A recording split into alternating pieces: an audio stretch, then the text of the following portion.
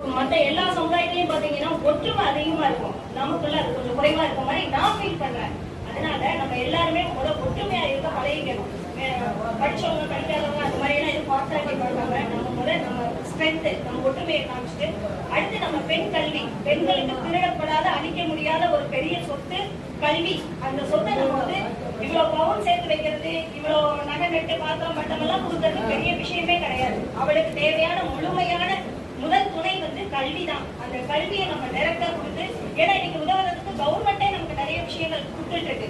அரசாங்க வழியிலே நமக்கு நிறைய கல்விக்கு நிறைய விஷயங்கள் கிடைக்குது. அப்படி இல்லை அப்படின்னா நிறைய நம்ம எதுலையும் எல்லா மாவட்டத்திலையும் கல்விக்கு உதவுறதுக்கு நிறைய பெரிய மனிதர்களும் இருக்காங்க. அதனால கல்வி தான் குழந்தைங்களுக்கு ரொம்ப முக்கியம்.